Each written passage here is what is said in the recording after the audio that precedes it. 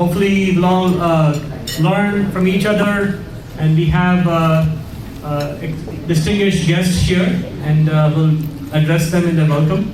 I'm going to invite Neil Cott to give the welcome address. Let's hear it for Neil.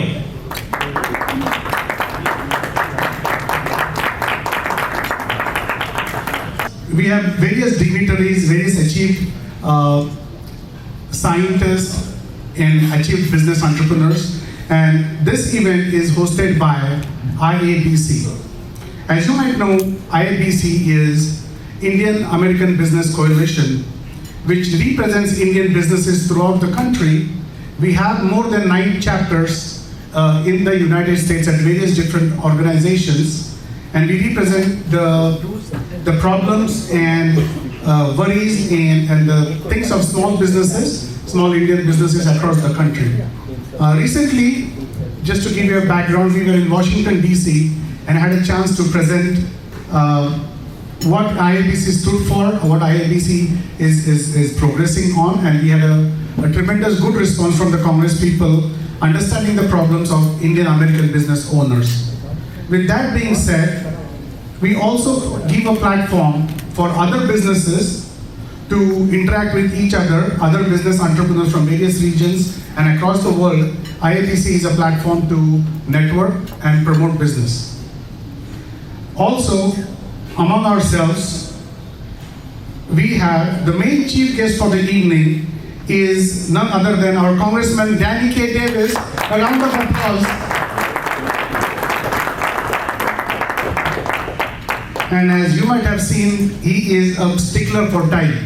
So when we said 6:15, he was here by 6:10. So that is Danny Davis for us, and this is the person that we are proud to call our Congressman.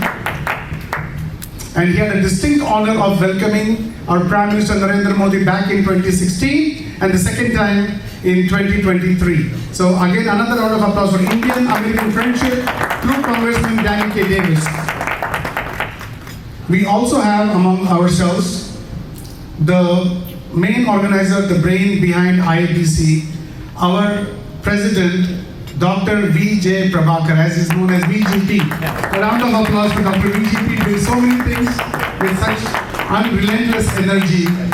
I think very soon he is going to have a big university in Illinois to promote technical skills and upgrading the skills. I wish Dr. VGP a great success in that endeavor. And also we have our Executive Director for IABC, Dr. Vasavi Chakka. Round of applause for Dr. Vasavi. And with that, I would like to recognize 2 other people. Karina Garcia, who is the President of Hispanic Chamber of Commerce from Aurora. Karina, please stand up. We have a great relation with the city of Aurora, and Karina also makes us connect with the Hispanic Chamber. We have among ourselves Dr. Bhale from all the way from Maharashtra, India, from Akola University. Dr. Bhale, welcome to Chicago. Vice Chancellor. And Vice Chancellor, retired I understand now, am I correct? Yeah. Retired. All right. And the keynote speaker for today's event and all this whole today's networking event and today's annual meeting, we are very honored and graced by none other than attending. He's a professor, he's a scientist, he has many hats, and we are proud to have him here today in Chicago, Dr. M. ARUMUGAM. Please give him a round of applause, a standing ovation all the way. And he has played various different roles. Please give him a round of applause. Thank you so much. And not to forget, our National Chairman for MEAPF, Dr. Ajit Pant from IIT India. Where is Dr. Ajit Pant? Please round of applause for Dr. Ajit Pant, who is the man behind a lot of these events here. With that being said, I would like to pass on to the next speaker in line, and I would like to call upon our Executive Director of IABC, Dr. Vasavi Chakka. Dr. Vasavi.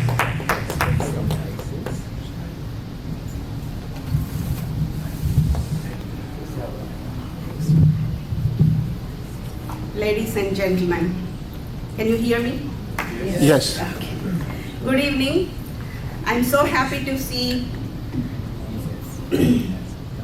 all of you here on the rainy evening, and it shows your commitment to come and listen to our keynote speaker and learn about the latest technologies and what is happening in the technology world. As Neil introduced me, my name is Vasavi Chaka. I'm the Executive Director of this esteemed organization, Indian American Business Coalition. As Neil also mentioned, this is formed by our great visionary leader, Dr. VGP. Dr. VGP. And whenever he creates something that is not just for one group of people or one organization or for any specific group of entities. He has a broad vision. When he created this organization, we used to do two signature things. One, roundtable conferences. We bring expertise in different fields, in leadership positions, and have discussions around a lot of management and other areas, technologies and research and all that. Then he started the program Women in Excellence Awards 3 years ago. And this year, second time in a row, we have celebrated this great event honoring 20 women in excellence leaders around the world in various fields who generously contributed to the greater good of the world. This event taken place on the Capitol Hill, and our esteemed leader, Honorable Congressman Danny Davis, has hosted this in the Capitol Hill.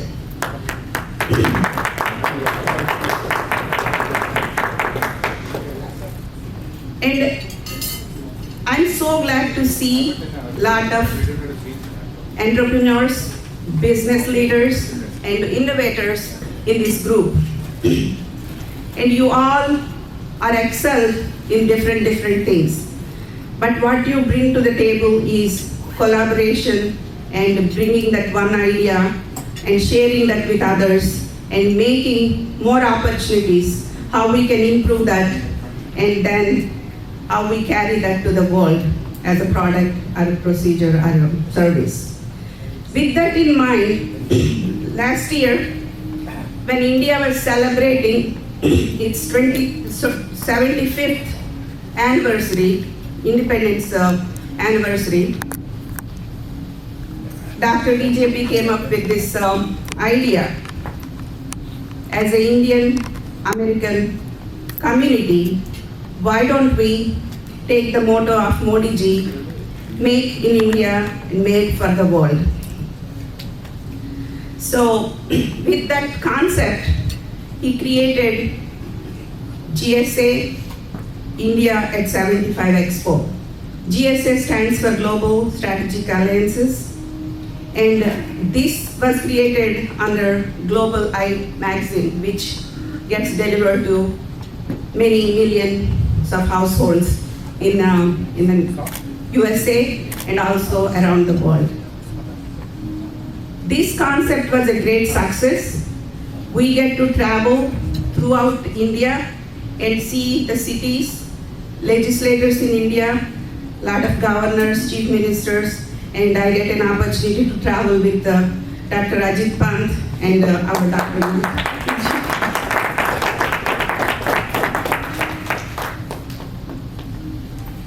With that, in that journey, we have seen a totally different India. India has changed and it climbed to the ladder of 4th position in the economic power in the world.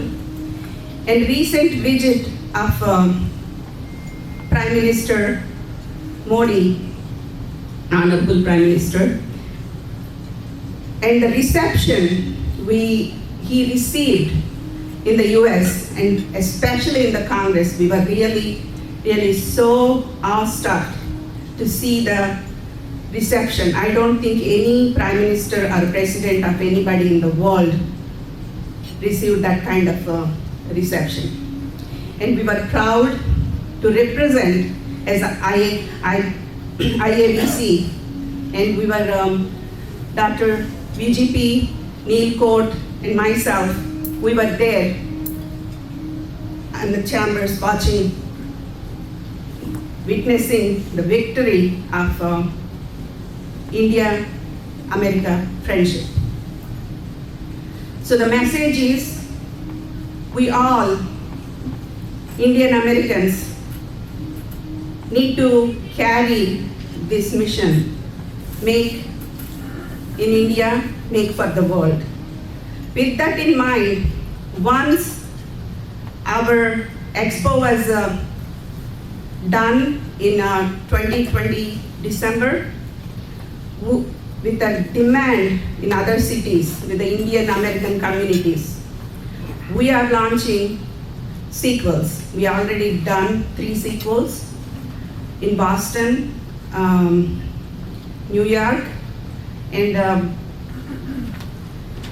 Washington, D.C. So we are going further to do this to different cities, and our next stop is, destination is Atlanta. So a lot of people are showing interest, and this journey is not going to stop until we meet the goal, which is to inspire every entrepreneur and encourage every business tycoon, and also educate everybody about the opportunities in India and how India and America can be grown to the next level in the friendship into business opportunities. So anyone who are interested in joining in our journey, we have Naveen here.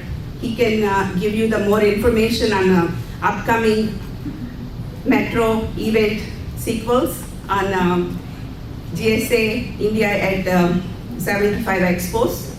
So you can participate, you can sponsor, or if you have friends or family in those cities where we are going to have these sequels, you can encourage them to come and attend the event. And there are plenty of opportunities for you all to participate in different levels. So IABC, since its inception, it grown, and we are celebrating the 5th annual event here, and it's a great success. And even an ocean starts with 1 drop of water. So I'm hopeful and I'm confident under our dynamic leader, Dr. VGP, and other leaders here. This is going to be a tremendous success to help a lot of people who do not have platform where to showcase their strengths and skills. Thank you for this opportunity to have a dialogue with you. May this meeting, may this gathering be very educational, and I hope you share your ideas and you listen to the keynote speaker and other speakers and carry the inspiring messages and be part of our IABC family and come up with your own ideas to contribute. Thank you so much and have a wonderful evening.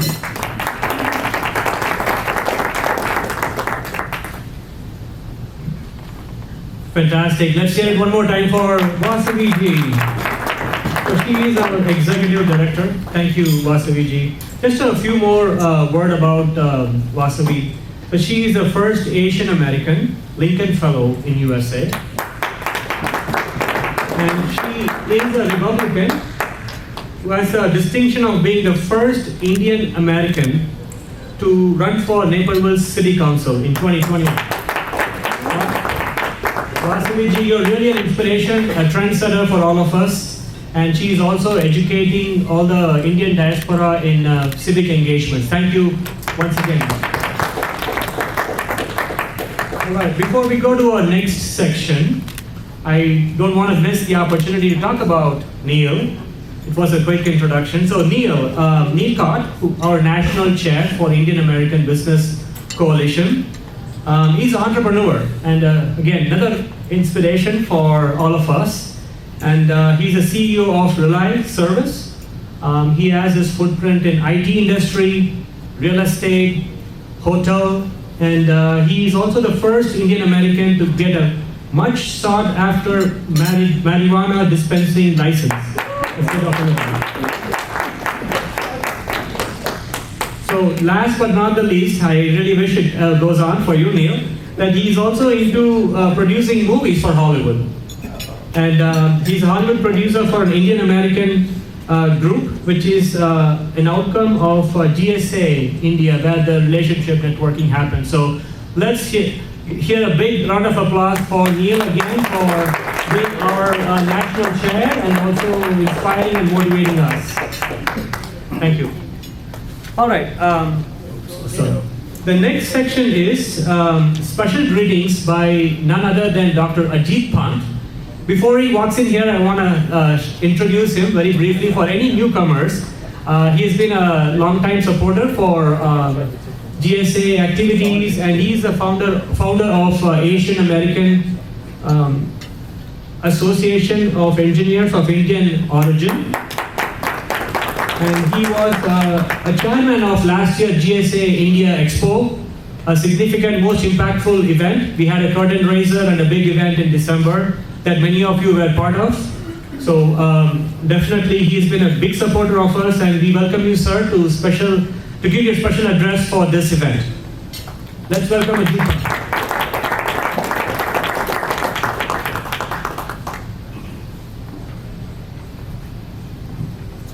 Good evening, everybody. Thank you, Vijay, for those complimentary remarks.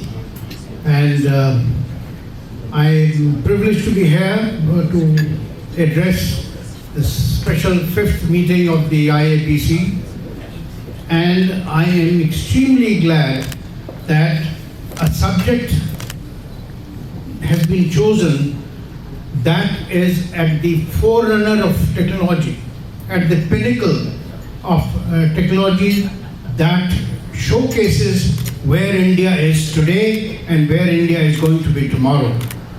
And while thanking the organizers and the people, we all know VGP, what wonderful work he has done and has been doing all these years. I also want to especially thank our Congressman Danny Davis for encouraging us, and for being with us.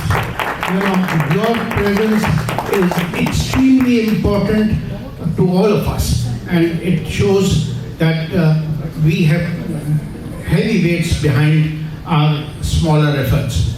So with that, I will come back to the subject. The subject that we have is Industry 4.0. And India's advance in industry, if I may say so, has also coincided with US-India relations.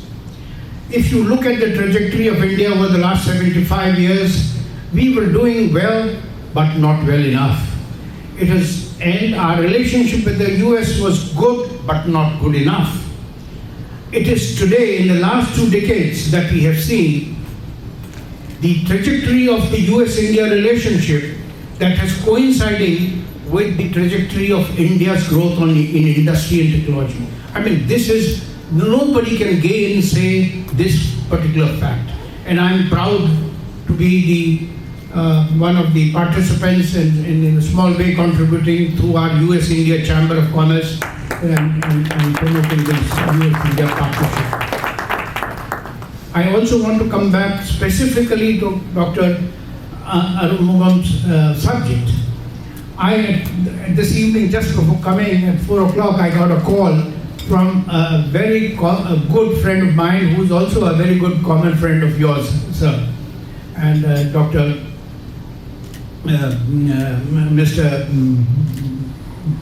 he had a shoulder injury today, operation. Mohan Dadamuri, and he couldn't make it, but he was heaps of praise for your academic brilliance and for your technological knowledge. Coming back to the subject Industry 401, I do not know who designed the poster today, for the flyer today, but it encompassed to the T the definition of Industry 4.0. In very small, succinct words, I will say that what is AI to software and quantum computing to computers, Industry 4.0 is an amalgamation, is bringing together all these allied technologies in the latest field, in the technological space, in the computing space, bringing them together on a single platform and bringing out the efficiencies 10 times, 100 times better, to bringing out the speed and bringing out the better outputs. So this is what we are going to hear from Dr. ARUMUGAM on today, of where India is in this particular, this thing. I also want to say that India has made tremendous advantages over the last 20-25 years, particularly in several of these fields. But having said that, we are definitely not at the edge of technologies. We are behind in semiconductors. We are behind in in data centers. We have no data centers in India at all. And that is going to be the field of tomorrow. We are behind also in education. We are behind in skill. All this is developing, but it will take time. But we want you to kindly address some of these issues that we feel, we are good with demographics, both in terms of the market size and in terms of the potential of youngsters that can enter the skilled workforce. But there are several areas we need support, and particularly I want to bring to this latest Mr. Modi's visit to India, and what the Industry 4.0 comes in is that several of the agreements that have taken place last 2 weeks ago are in the field of Industry 4.0. Take the GE engines collaboration, take the Boeing maintenance collaborations. We have our collaboration in the nuclear field has not been highlighted, but it is very much there, and that also brings. So the other is in space. I think most of you know that India, that this week is going to be very important for India. Our second lunar landing it will take place around 9th of the same, and it is very, very significant, not only for India but for globally. And the cost is 2/3 of the cost of our first lunar attempt. So I think India is making advances, brilliant advances in that area. So with that, I will open the floor to Dr. ARUMUGAM for his special talk on this very special subject. Thank you so much. Thank you. Thank you, Dr. Ajit. Let's once again hear it for Dr. Ajit Pant. Okay, in our next section, we have our women's chair, Kamalesh Kapoor. I welcome her to the podium here as I introduce her. So she's a IT professional, SAP expert, and helping organizations across the country working for her company, improving efficiencies. And today she's going to talk about how Dr. Ajit Pant mentioned artificial intelligence and IT. She's going to draw the connections today. Just set the stage for the chief keynote address, which comes next. Thank you. Thank you, Vijay.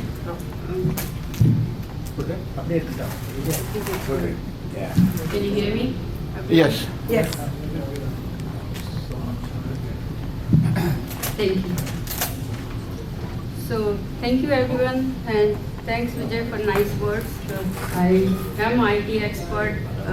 I have been working in this field and especially in supply chain over past more than couple of decades. So when I heard, we just talked like yesterday, and then Vijay said we have a very brilliant professional coming from India, and we have a meeting tomorrow, and the subject is Industry 4.0. I said, oh, I can talk hours and hours on Industry 4.0, so why don't you invite me? And that's how I'm here. So first of all, I'm really honored, and Honorable Danny Davis, Congressman, and our chief guest, our chief speaker, Mr. ARUMUGAM here. So welcome to US, and actually, in front of you, like Vijay has given me chance before you, so I'm like kind of nervous what I'm gonna talk, So basically, Industry 4.0, when we talk about, like, everyone is talking about Industry 4.0. What is Industry 4.0? First of all, we need to understand this buzzword. Okay, is it just a buzzword? No, I don't think so. It is a real, but then what it is, how it is different. I won't go much in the history of Industry 4.0, but what we have, evidence, we all are evidence of probably 1969 when computers came, electronics came, that was one industry revolution, and that was, we can say, Industry 3.0, and now we can say Industry 4.0, where you're talking about Internet of Things, artificial intelligence, machine learning, all those things. I just want to pause here and then ask, who can live 1 hour without touching their iPhone? Can you please raise your hands? So that's what it is, that's what it is, Industry 4.0. It is like you have to, this is basically a digital era, right? And you have seen during pandemic how people were, whoever was able to use the digital things, they were still able to survive, and they were still able to, make their money, do their work, and all those things. So this digital era is real, and we have to, work towards, how we can get advantage of this. Now, coming back to my area, I would like to touch the supply chain, where how this Industry 4.0 can be beneficial. When we are talking about supply chain, integration is very, very important. There are companies who are making just one product, right? And if they are producing one product, maybe, whatever the number is, and then according to that, other appliances or other products where it is used is not there, how you're gonna increase your profitability, and how you can, do your cash flow and all those things, right? So integration between the supply chain is very, very important. You can't just, work on silos and then, say, okay, we can make a profit. It's just not possible. Sukumar, the Miss GSA Global Eye 2022. Sorry. So who is? So she is a beauty with brains, an IT professional with CVS Health Corporation. Recently, Mohita was elected as the member secretary of the Congressman Danny K. Davis Multi-Ethnic Advisory Task Force. Congratulations, by the way. And she is going to, she's also the Secretary General for Americas for GSA India at 75 Expo, USA. The list is long, sorry, you gotta wait for a second. Metro City Sequels 2023, which is being launched tomorrow. So congratulations and welcome. Thank you, Vijay, for the kind words, but the list was definitely not long. I was going to go back and take my chair. So next time you got to work on that list. But anyway, good evening, everybody, and I welcome you all to IABC's 5th Annual Meeting 2023. It's my great honor and privilege to be introducing our keynote speaker tonight, Professor Dr. M. ARUMUGAM. Professor ARUMUGAM is a highly accomplished individual in the field of technology industry for over 30 years. That includes AI neural science, digitalization industry 4.0, personalization of treatment, and quantum computing. He's built products in logistics and SCM, healthcare and energy, and utilities. An MBA and MTech from IIT Madras, India. He has achieved 2 PhDs, one in AI and neural science from University of Toronto, and another one from India on supply chain and management. The list is long here. So you got to bear with me here now. So he was also awarded the prestigious Indian Prime Minister's E-Governance Award twice for successful innovation on drug distribution system in year 2000. And second was for the project of energy utilities in 2007. Some of his recent patents include AI-based inspection systems, oxygen optimizer, food prevention systems, tea leaf quality systems, which extended to 27,000 farmers in the Nilgiris district. He has achieved great success in his field and has significantly contributed to the community and society. His achievements and dedication to his work serve as an inspiration to us all. Today we are privileged to have Dr. ARUMUGAM with us, and eager to hear his insights and experience on Industry 4.0. So without further ado, it's Professor ARUMUGAM for you all.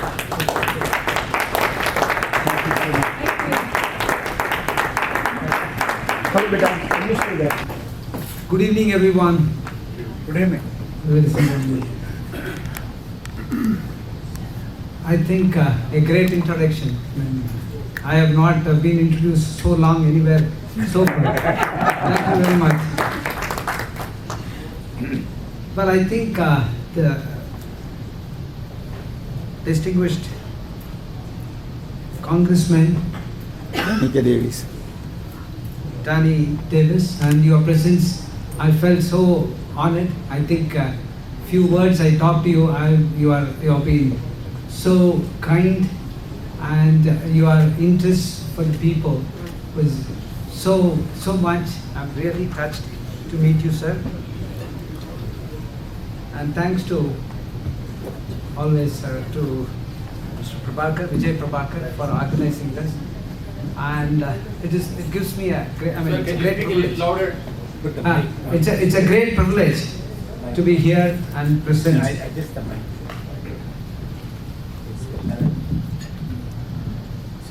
Just to give you an introduction, this Industry 4.0 was an idea which came up by traveling with Siemens for the last 15 years across the world. I've been one of those advisors of Siemens. We largely work on complex solutions for industry across the world. When I was traveling across the world, I happened to see several technology excellence which are happening across the world. So I wanted to bring everything into one particular center and wanted to do it in India. So I have been negotiating with the Siemens. Siemens came out to support, and first Center of Excellence I created in Tamil Nadu. I am from Tamil Nadu, so I had an interest and I spoke to the government. Government also. The government also willing to invest, so I brought in money. government also. Then I brought about 300 crores from Siemens as a grant. I established the first center of excellence in Tamil Nadu. So that is how the concept of center of excellence for Industry 4.0 was created. Let me explain you why I created. Actually, with the center of excellence, see, we have all kinds of industries. We have small industries, medium industries, and large industries. All these industry ecosystem, they need a lot of improvisation. They can't manufacture what they want to manufacture. See, for example, with the recent, Prime Minister visits to across the world, signing a lot of defense pacts and all that, we need to build technology our own. But these industries have got capability, but they don't have the capability that is needed to build these components. So they all come up with a complex situation that they can't produce these components so easily. With our technology, see, for example, this technology to build, they have to invest close to about 800 crores. It's about $100 million each of this industry has to invest, which is not possible for them. They come with a problem, we create the prototype, we give it to them, and that gets approved, and they are able to enlist themselves as a vendor for large companies across the world. So that was the first success we have done. After that, we have trained a number of people. We have trained, last 6 months, we have trained about 11,000 people for Industry 4.0 compliance, and they are getting employment across the world. So that is one migration. I mean, large amount of Indian we are trying to train and send them across the world. So this is the concept on which the Industry 4.0 we have planned. Should I go into this presentation, or shall I just give an extempore, which is convenient? I think the presentation, right? Yeah, fine. Let me explain you. See, we all think that internet is something new. No, not at all. It's about 50 years old, 60 years old. PCs are as much as about 40, 50 years old. So web is about 30 years old. Industrial robot is about 60 years old. Wireless communication is about 30 years old. So artificial neural networks is 1943. You know who did it? Alan Turing. Alan Turing first wrote the principles of AI, and the AI machine was created in US by Professor Samuel in 1952, and that machine played against a champion of checkers from the Connecticut, and he lost the game. And that is where first AI was proved. So that is again old. 3D printing, which is about 35 years old. Internet of Things is 40 plus years old. So what is new? What is new? So it is only over the years we have cut down the cost. We have increased the power of computers. We have improved the power and cutting the cost. So we were able to do large amount of processing so comfortably and conveniently. So that is the advantage we have today. And the application was spread across the world because we have got powerful internet. So at this developments, there are disruption that has been happened across the world. One is your Kodak. Kodak was one of the largest companies in photograph. And suddenly they gone out of market because their adaptation to digital technology, they were not.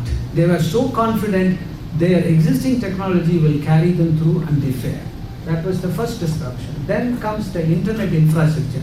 You may be knowing about 25 years ago, everywhere they were digging and trying to lay cables, and we are all disrupted, the traffic got disrupted, everybody felt bad, but that gave a connectivity across the world. Then the disruption is Uber. A simple software took over the entire travel companies. They have no work and they took over. Then the disruption was IoT and artificial intelligence. So IoT and artificial intelligence, anywhere, everywhere, they started to implement and connect, and data is being collected from various points. And this was giving a new paradigm shift about working of machine and the man. Then the disruption is the adaptation curve. Next. the adaptation curve. If you look at this adaptation curve, 1951 they innovated power steering, but that to stabilize it took about 30 years to stabilize. But if you look at the smartphone, just about 3 years, it gone across the world. So today the adaptation is very fast. So what are we today? If you don't adapt Industry 4.0, your company becomes obsolete. So the need for the Indian industry, which is now, thanks to the world, they are looking India as a destination because China has been failing in their commitment with much of the countries. So India has become the territory for US, Japan, and everybody look at India as a territory. So India have everything. We have got excellent human resources, very youthful, brilliant, well educated, but what we lack is the infrastructure and technology. That is where this Industry 4.0 we have started in India. There are key areas in Industry 4.0. One is the IoT, Internet of Things. Then comes your cloud computing, that's also part of it. Then your big data management. Big data actually leads to ML, machine language, that leads to deep learning. Deep learning leads to artificial intelligence. So the host of things happens. Then the additive printing. What happens is you design, you take a printout. Your metal printing or the additive printing gives the components across. So if anyone would like to see what they manufacture, they don't have to trial it out by going through lots of trial. They straight away print it and they can show it. So the component is across. Then the robotics and cobotics, the collaborative robots. So the robots becomes more intelligent. It can distinguish between the human being and the machine. So it works according to the human interest, while it can collaborate with the human. So it will not hit you, it will not harm you, it will just try to take a path which is not going to affect any human movement. So a lot of improvement. Then augmented reality, virtual reality, and the extended reality and the mixed reality. All four different forms of virtual working methods have been formed. Then the cyber security. All these things becomes so important part of it. Then the Industry 4.0, we have innovations which we have done during the time. Actually this oxygen optimizer and ventilators we manufactured during the COVID. During COVID, there are thousands of patients are landing in various hospitals because of lack of oxygen. So we have a less oxygen available in the country. So we did manufacture a product called Oxygen Saver. Once you fix this with an oxygen, instead of 1%, 2% can have the same quantity. For example, if it available for a person for 24 hours, if you fit this and give the oxygen, it is available for 48 hours. So what happened, people who are waiting at the roads, we have brought them in. This was innovated by us. We have again got an award from the government and a lot of encomium have been part. This I have given free to a lot of states, particularly states like Bihar and Uttar Pradesh. They were suffering a lot, so I gave it free for saving them. And then we have created a ventilator. The ventilator we manufactured. Of course, we have gone through a lot of trial in getting the approvals. Once it is made, and it is again taken over by a multinational because they don't want competition, so bought the ventilator from us and they are manufacturing now. Our technology, which is AI based, which again we have made it. How do we make it? We made it because we have Industry 4.0. Lab is with us. We were able to design things so fast. So within the time we could manufacture all these things. Then we have done an inspection system. See, inspection system, largely every product that is manufactured has to go through an inspection quality process. If it takes a long time, you cannot push many things within the time frame. So if you want to manufacture at a rapidity, so we have brought in an AI-based inspection system which is based on optics and spectroscopy, not photography. That is another thing which we have done. Then we have also built robotics and defense system. We have We have improved our borders in India. We have created a radar system, monitoring system, eliminating the people. Actually, there are a lot of people who are sitting at the border to monitor every radar input. We have replaced human being by a small black box that carries all the message and translate and pass it to the people. So that has been implemented. Then comes our shelf, just to increase the shelf life of vegetables and all that. We have created an UV based system that has been going across Africa and India. So that has been done. Then tea leaf system. Then we have done plenty of AR, VR based maintenance system. So a person who has no knowledge of maintaining a machine or servicing a machine, they were able to do that by wearing this AR, VR glass. That's what Mr. Vijay brought it today. This glass they can wear and they can work on the machine. It will guide them through how they have to service the machine without the knowledge of the machine. That is it. This is the Internet of Things. I think without the Internet of Things, nothing works in the world. So every part of data you takes out from every machinery and the human being and various signals, all that is being pulled out. So this data is going to decide on how we can improve the efficiency of any working system. Next. This is what the digital enterprise we have created. With this application of our system, we have got product and production. So how to product lifecycle design has been done, how it is taken into the factory. See, we have various labs to work.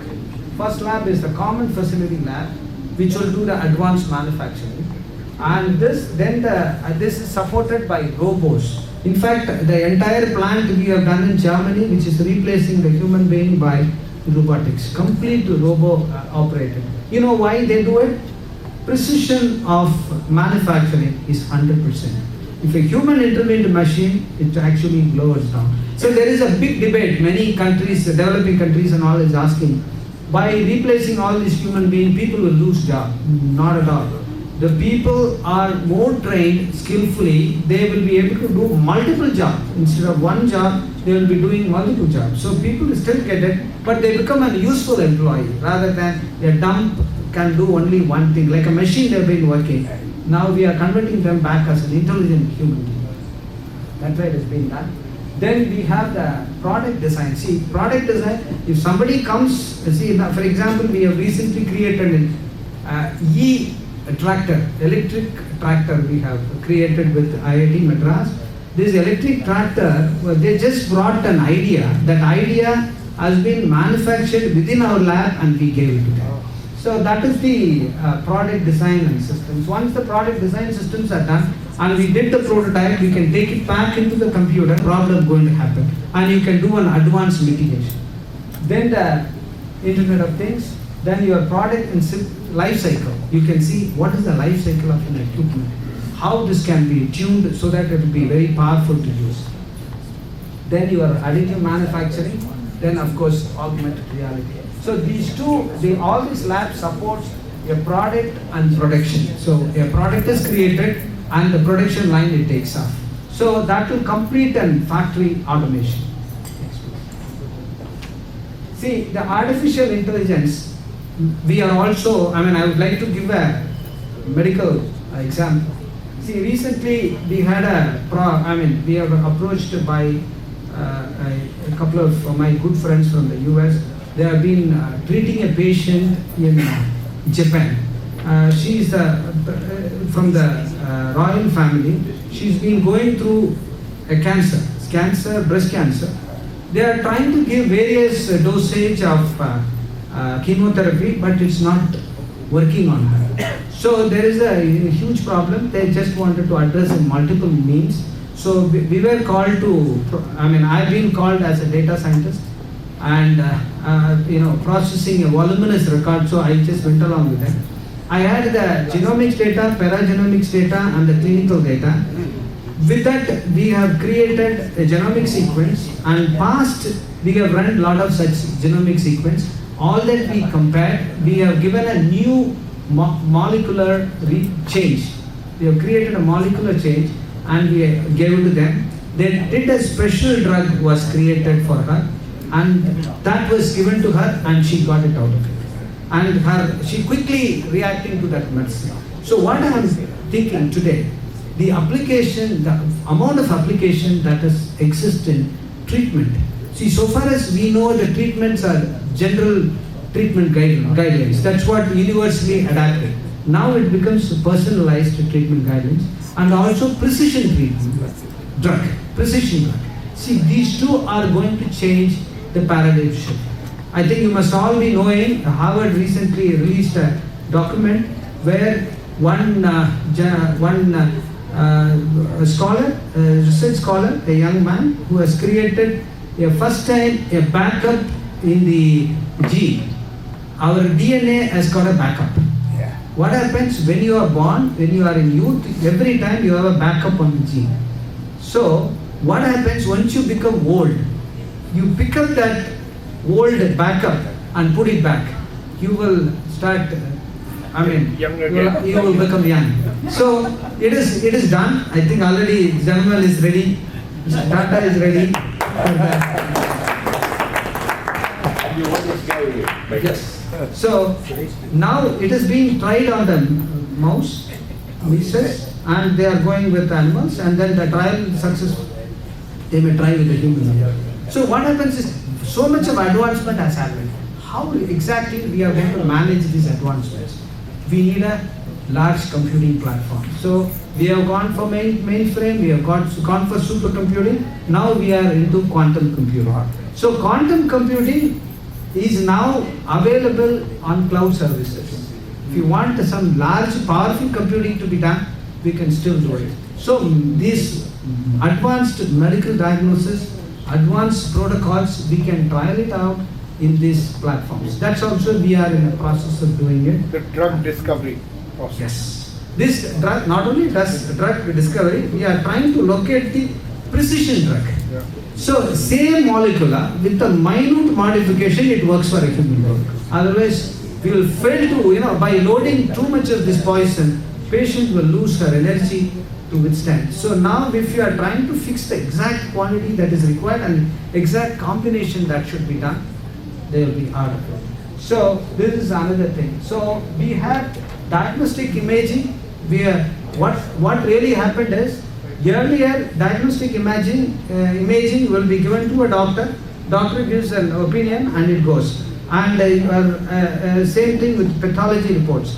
But today, after this AI intervention, AI does 12 out of 12, whereas the most expert doctor does about 9 out of 12. Unfortunately, because human always makes error. Because when we start going through multiple scans, we try to miss something. So that fixation, now it's done. So now the prognosis and diagnosis also, we are trying to do through a system. It is completely aided. So sooner or later, much of your diagnosis is going to come into artificial intelligence, which is more precision than the medical doctor. They are only going to execute it. Even in India, we are doing large amount of robotic surgery. Today I tell you, India is the greatest destination, particularly Tamil Nadu. Not that I'm from Tamil Nadu, I'm saying, which is a good destination for large treatment management. I think many of the Britons are coming to Tamil Nadu to have that treatment. So I am assisting the doctors to make all prosthetics and various replacements. We are trying to work on this technology. So this is a technology which is widely used, and it's not just because it has got industry in front, you don't have to think it's only industry. That industry includes medical also.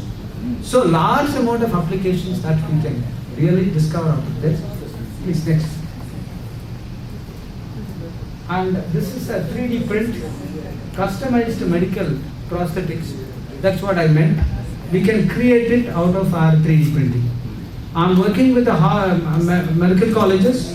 They are coming up with a problem. Knee replacement to be done within 8 hours, we are able to make it. Normally it takes about 3 weeks for them to attend the knee replacement. Now we can do it. If it is urgent, if you give the material composition, we will be able to manage the replacement within that night. So much fast we will be able to work on it. So this is about Industry 4.0. There is a vast subject. I don't want to bore you with so much of technology. So I just touched upon various points. Now I'll be too happy if someone asks any questions.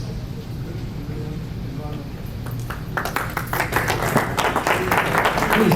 I have, while all this is extremely good and beneficial to society and to industry, what are the regulatory aspects of artificial intelligence, for example? It can, like you say, cure a particular person, but it can destroy the human race. It's both ways. It's a double-edged sword. And what are the aspects? How do you, as a private enterprise, vis-a-vis the government interest, for example, in 3D printing, in drone manufacturing and operation, in artificial intelligence and in medical sciences, how are we, in India particularly, addressing the regulatory aspects of all this? See, there are two things in robotics, or your artificial intelligence. As long as you are not creating a machine which is self-aware, you can control. The moment your artificial intelligence becomes self-aware, then the human race will be distinct. It will remove the human race. So that extent, we can go. See, actually, after ChatGPT 4, first ChatGPT came, we all were met at the MIT. We thought next version would take 2 years. That's what we all predicted. But just came in 4 months. So what happens is the development. There are thousands, millions of brains working across the world. We are all connected. See, now the best advantage is earlier we work in silos. Now we are in a connected network. So every development. See, something. When the moment I opened my Center of Excellence in Chennai, the first person to come in, US Consul General. Then the Assistant Secretary of State, USA, from Delhi he flew in and he spent a day with us. Then comes the British Ambassador. Then comes the Australian High Commissioner. Then the then the French and German. All of them visited and they took a day and understood what is that we are doing in artificial intelligence. So the information is going across the world. So the moment you find a self-aware system, which is also going at a super speed, I think that the discovery is not too far. The moment we do a self-aware machines, it becomes so complicated for the human race. Otherwise, of course, every bit of development, whether it is medical technology or a technology with the corporate or industry or anything, it's all regulated. But the regulation also they cannot do beyond the point. See, to distinguish small difference in your system, it is not so easy for the regulators. So they have to have the knowledge base. So the knowledge base is not gone so much. So I think the day we do a self-aware robot or the self-aware AI, that is the day we have to be worried of. But again, ultimately the power is with you. If you remove the power, the system becomes inactive. Yeah. That's about it. So Mr. ARUMUGAM, thank you for your excellent presentation. I try to get something out of any presentation made by eminent speakers like you. You gave me some hope about the DNA. That's one thing. I want to live a little bit longer because I'm so frustrated. My field is water and sanitation, but about starting from 1955, I would say. And I've been telling and preaching our groundwater table is going down, and I walk the talk. So I visit a lot of sewage treatment plants in India, and they're spending crores and crores and crores of rupees on this. The performance really sucks, to use the bad word. And what kind of things you can do to put this technology to work They are worried about replacing the person. One good point you made, but one person, if you replace, more people can be employed. That's what you said, I think. How do you apply these technologies that you have to protect the investment of these crores of rupees, whereas the wastewater that is processed really pollutes our water environment, and people are able to drink safe drinking water in India, and the groundwater table is depleting, and the axis of the earth also is tilted. And they're predicting that even Chennai, maybe 5,000 years from now, will go into the sea and things like that. How could you help this AI or robotic technologies to make our environment a much better environment for us to live? Of course, I'm 87, running 88. I'm not afraid. I'm still doing okay. But what about future generations? And I'm worried about that. Because I'm preaching this since 1955 when I was only 19 years of age. Please tell us what you get. Excellent. I think it's a pretty long question. I'll have to break into multiple questions out of this.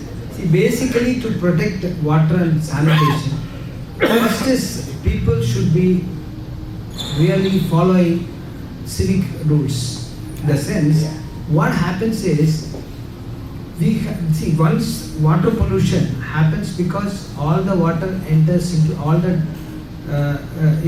dirty water and everything enters into the stream. So we have got filtering point, but what happens is they bypass the filtering point and they try to pour it inside. In the midnight they go and discharge. This is not happens in India alone, it happens across the world. So the basic problem which I all along say is that civic sense is the first. As long as you don't have civic sense in your people, it's very difficult to control. That's one. Number two, AI has, if you have a solution for water, cleaning the water, you have a solution. If the solution is adapted, trained by an AI system, that can implement comfortably. Not even a drop of water can go without filtration. So that can be done. You can do it. But again, it's a question of involvement and investment. How many people are ready to do this investment? See, you may think water cleaning in Thames, it took about 25 years. It's not 1 year program. All this river cleaning is not just a year program. It runs into 10 years, 15 years, 20 years. It's a long drawn process. So largely these water bodies to be protected, there should be a civic sense, and it's a long drawn process, and it has to be well planned, otherwise things cannot be implemented. So that most of the place, even I'm the director of a large company called TNPL. So TNPL produces 6,000, it's a $1 billion company. We are producing papers. We also push too much of water into the farmers area. So we took an exception, brought an Israel technology. We are having 4 million liters processing plant, and we are trying to plot down the turbidity, and we are giving to the farmers. Now it becomes an advantage to the farmer because it's a corporate and government is involved. So we are taking this kind of a thing. But there are hundreds of industries, large industries, successful industries. They threw all the dirt into the mainstream. So that is the problem. Otherwise, this can be easily managed. Half human error. Any questions? I have one question. Yeah, please. So the children in this generation, they are born with the smart brains. So how are we going to engage the younger generation to implement this technology and involve them into the innovation and other areas of education system? What do you recommend? My recommendation is first to give them the basic science. Don't try to push them directly into AI or into higher technology. They have to take in steps. What I largely see among the youngsters, they lack fundamentals. Nobody speaks about basic science with clarity because they go on advanced. They try to get into computing. They try to go on using something. The step-by-step approach will be very good. For a child, first he has to learn the basics, understand it clearly, then build a beautiful, thing top of it, rather than going straight away learning that. So please avoid giving computers and smartphones to children up to at least 10 years old. If you stop it, it will be a great help. See, what happens is, I tell you something, in India, during COVID, almost all the children are wearing spectacles. Because they used smartphone, they used computers so closely, they don't know how to operate it, how to protect their eyes. They all spoiled their eyes. So my request is, avoid mobile phone, computers, allow them to play, allow them to learn the basic science till at least 12 years. Then put everything onto their head, they will be easily picking up. If you try to do it at a very early age, they may be doing well, but they will become become addicted to these systems, and they are not really enjoying their life. So they won't be really building a good, life. Thank you. Thank you. ARUMUGAM, I have a question. So, as soon as the ChatGPT came out, it created a wave, and people were also scared of it. Job was one thing, of course, and other thing was they were scared that this would advance so much that it could destroy, as you mentioned, right? So they want to bring a framework now to control this, so keep it within that framework so that it doesn't go beyond that.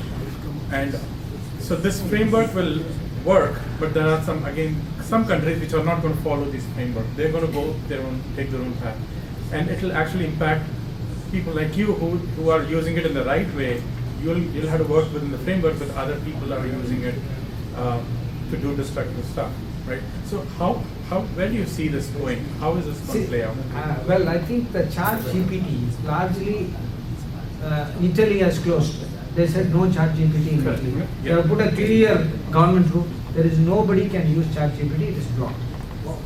So if you try to allow, So that is only for the people following that rule. But like what he said, that there are rogue nations. No. They block that site. The country can block a site, then you cannot use it. See, again, ChatGPT is just a brand name for a particular process, right? Now there are hundreds of OpenAI. There are only few products. All the products which are with the OpenAI interface, everything is blocked in Italy. So people have no access to it. There are few countries blocked. But to be honest, I tell you, this ChatGPT, now I could see all my colleagues, they write notes so beautifully. Earlier, I used to correct, they all run away from me. So whenever they send a paper, they will send in the night, so that I don't shout at them. So I will read it and shout in the morning, by the time I may forget. So nowadays, they are sending it, they send it. When I start reading, it is so beautiful. They frame it out of ChatGPT. So lot of things they get through ChatGPT and do it. But to be honest, I tell you, you must allow the ChatGPT, so that you can get information at a faster pace. To be honest, I tell you, sooner or later, already memory mapping through a brain chip, we are transferring the memory.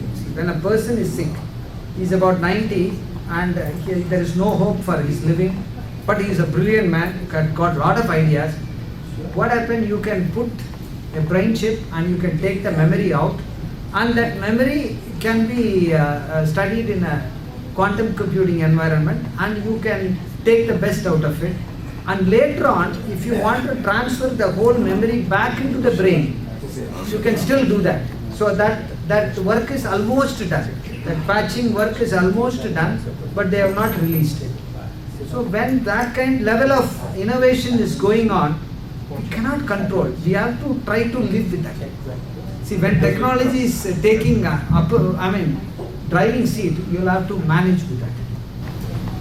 Any questions? Yeah. I have a question. My question. So India is a land of great contrasts. That's like a very, that's a cliche we use a lot. So here we are talking about, Industry 4.0 and AI and data analytics, lots of like cool stuff. And I know that we are pretty awesome when it comes to, technology. We are leading. On the other hand, farmers or our agriculture, it used to be one of our primary or main occupation for our country. When I was a kid, like we would read, India is 70 or 80% agriculture based country. Right. So now how can we help the farmers, because they depend on the climate. It is so unpredictable. And you know they have those locust attacks, they depend on monsoons. There are so many variables that they have to work with and give us the grain and continue to be poor, most of them. So how can we go to their level and apply this, and where can we help them, as NRIs?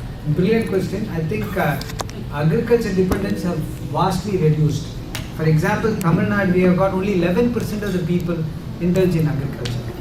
1947, it was 82%. So, we are growing. You have to understand, 1947, India's life expectancy was only 26 years. Today we are 69. So, you have to understand one thing, science may look complicated, but only science can correct many things. We are living today, we are able to survive all the pathogens. You know, the world is full of pathogens. 96% is for pathogens, only 4% is rest of the human being and host of living being. So 96% is attacking you, you are still surviving because of the science development. So you have to accept science development as welcome. So now, in terms of farmers, today farmers are using drones.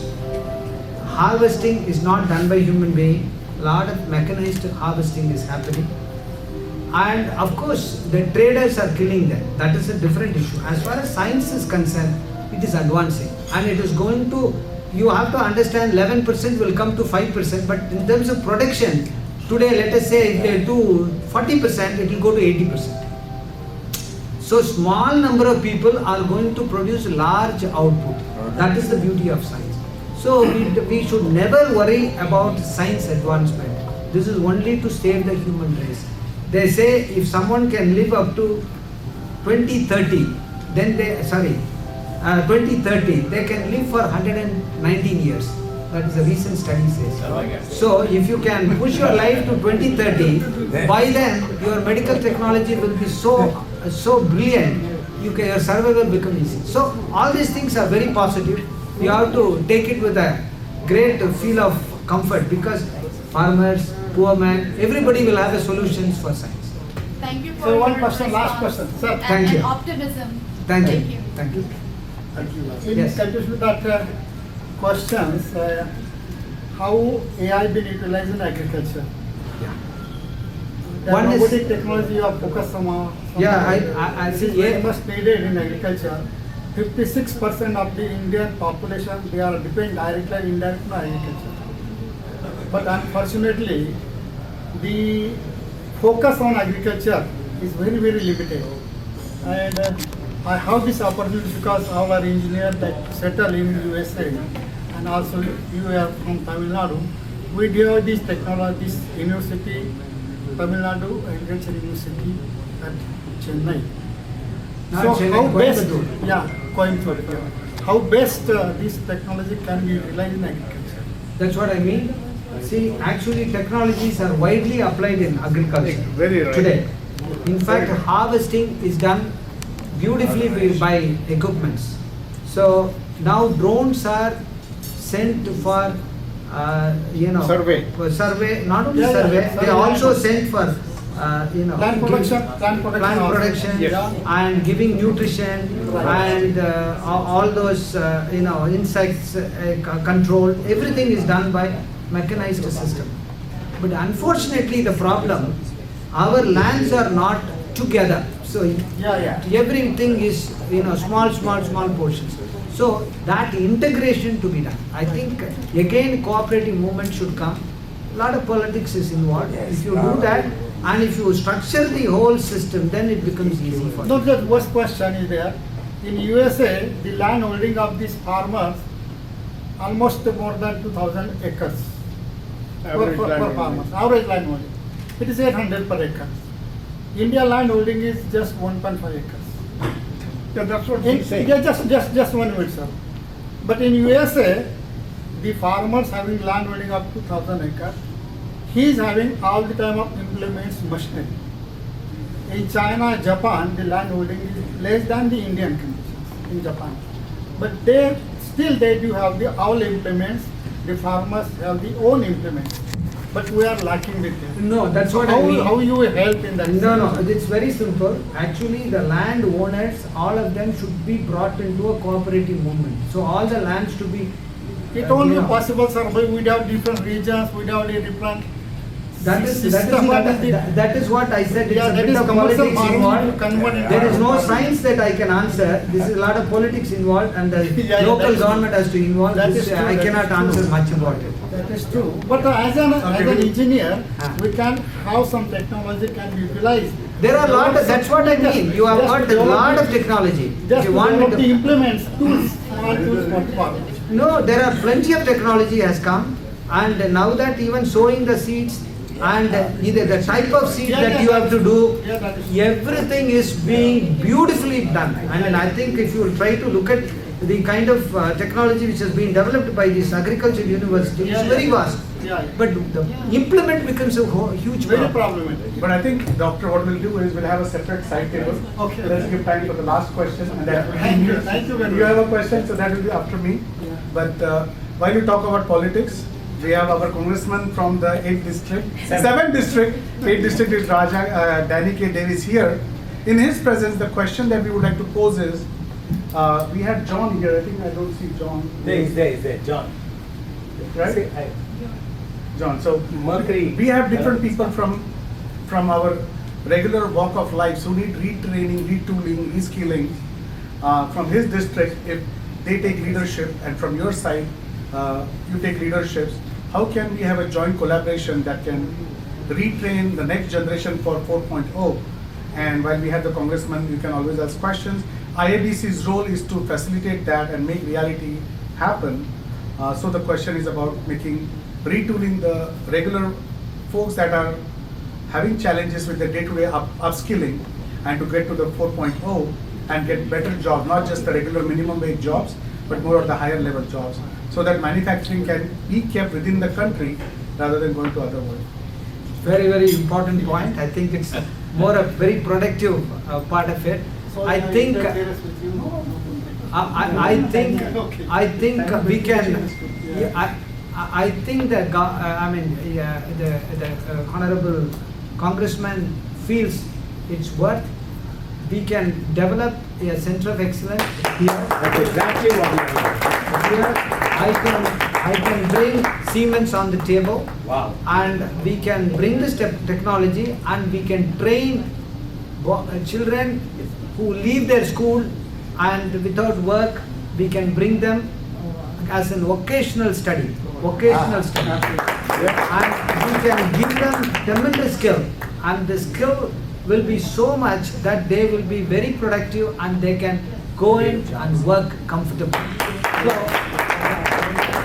the need of the hour today in the United States, people are running to visas. There's a roadmap and how we can benefit from Industry 4.0. Let's hear it for Professor ARUMUGAM one more time.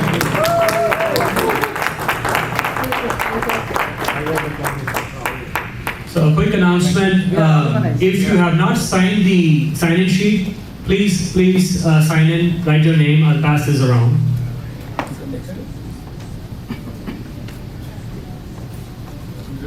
I had a lovely opportunity to, one second. Okay.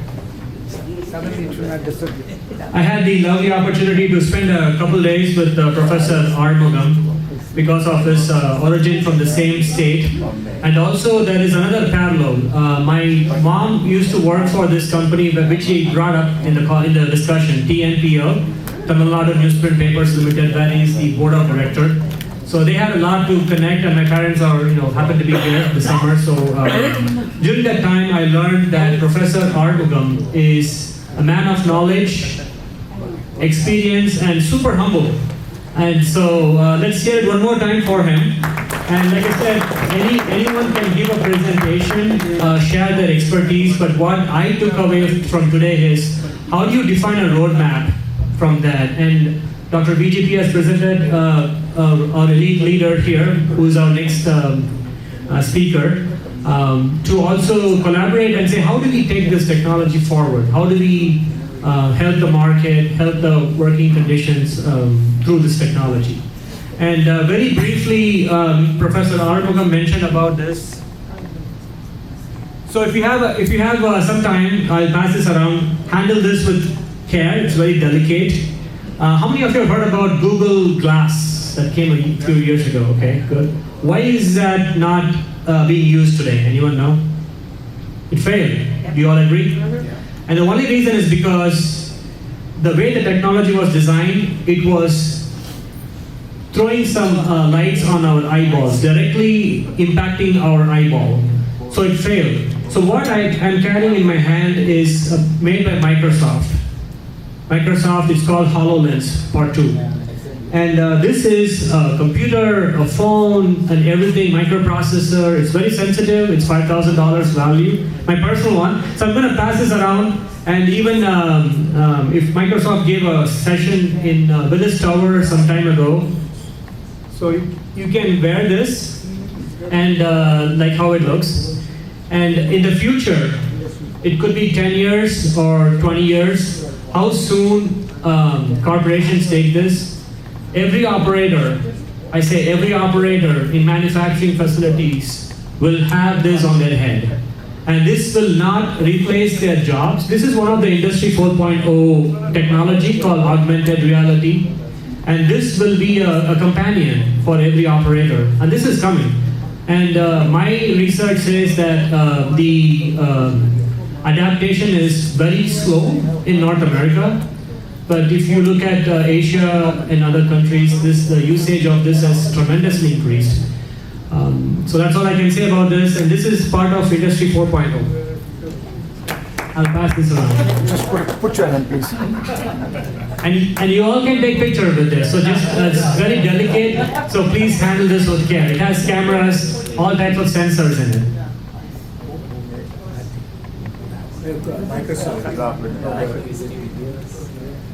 So it's made by Microsoft, and Microsoft will be a giant in this because the compatibility that it already has in the operating system, Microsoft Word packages and all. There are big competitions, but Microsoft will excel. But once again, thank you, Professor ARUMUGAM. And any side notes, side discussions, you're welcome to. We'll pass around his contacts. Now, the next section is, we will have the chief guest remark. But before that, want to touch on a few of his key highlights. It is my honor and distinct privilege to introduce a living legend, the Honorable Congressman Danny K. Davis, the Dean of the Congressman. And if you all noticed our Prime Minister's visit, when he was walking in the White House before his speech, you must have noticed, I noticed and sent a video to our group. Danny K. Davis, he was there at the senior-most level and he was welcoming him closer to the podium. So that confirms for newcomers that he is the senior-most congressman in America today, representing us in the House of Representatives for the last 28 years and going very, very strong. Let's hear it for him. So a little bit on his childhood.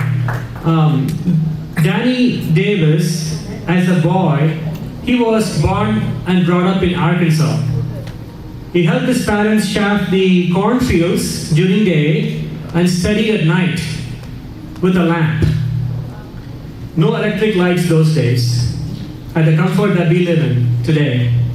And I want to highlight that, remind that to my son Surya, who's out there, just to say that how hard life conditions are for some people growing up a few decades ago. And still you, sir, stand as an inspiration for us.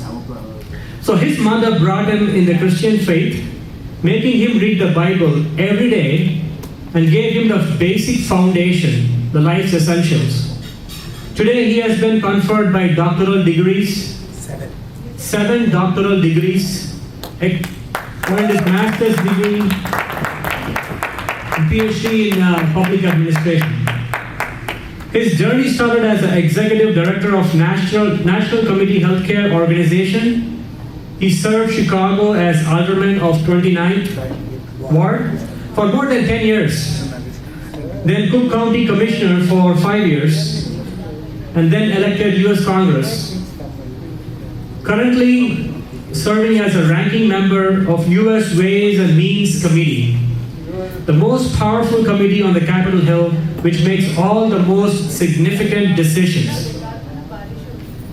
Danny Davis is known as the father of the federally qualified healthcare centers in the county. He founded the first FQHCC in Midwest, Miles Square Health Center in 1983, where our leader Dr. VGP first met him. Today, Congressman Danny Davis is a household name, keeping hope alive by his hardworking dedication for the people. Danny Davis brought his $1 billion to his 7th Congressional District in 2020-2021 during the COVID pandemic. That calls for a big round of applause. In his 7th Congressional District are the largest number of hospitals and universities than in any other Congressional District in the country. Rush, Northwestern, Cook County, University of Illinois, University of Chicago, to name a few. Sir, all of us still recall how you, in end of April 2021, when 4,000 people were dying in India every day, you called our leader, Dr. VGP, and told him to call a press conference in Chicago to help India. And that historic press conference was held on May 4th, 2021, and rest is history. After a sustained 15-day campaign across USA, our President Biden announced donation of COVID vaccines to 150 countries. Let's hear it for him. We welcome our hero, Honorable Danny K. Davis, to the podium and address the session. Welcome, sir.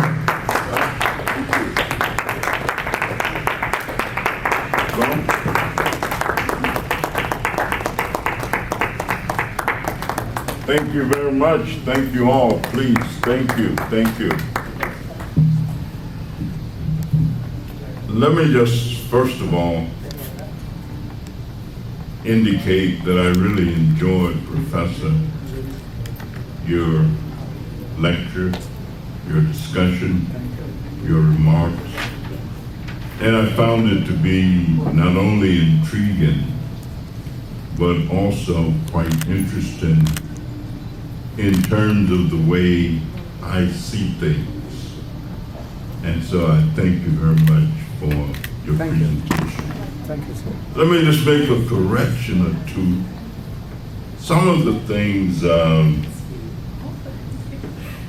one, my mother really didn't have to make me read the Bible. No, she really did. I enjoyed reading. And so I felt if I didn't get a chance to read it, I was disappointed.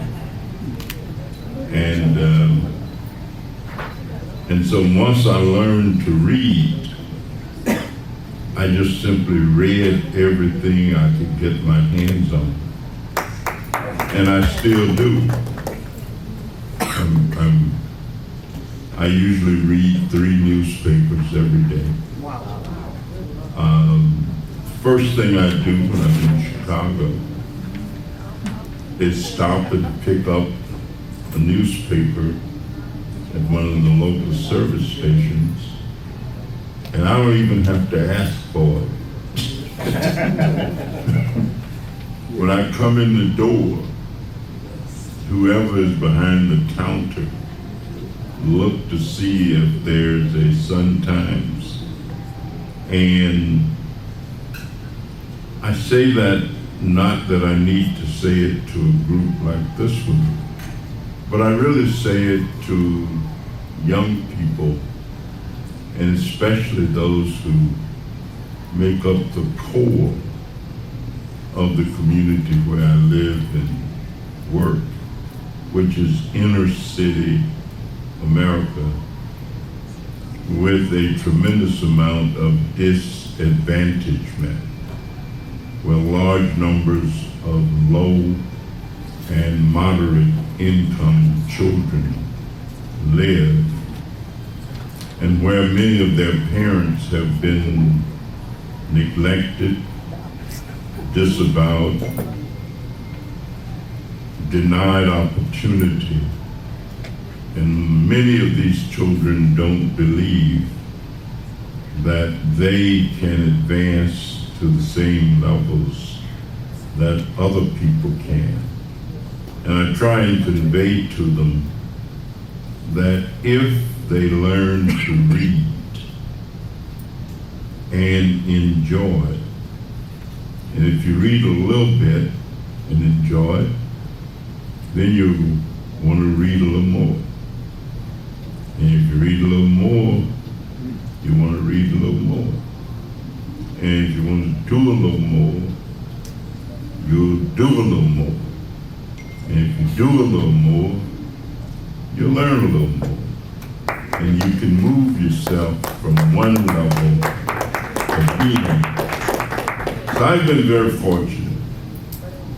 I've actually had a good life.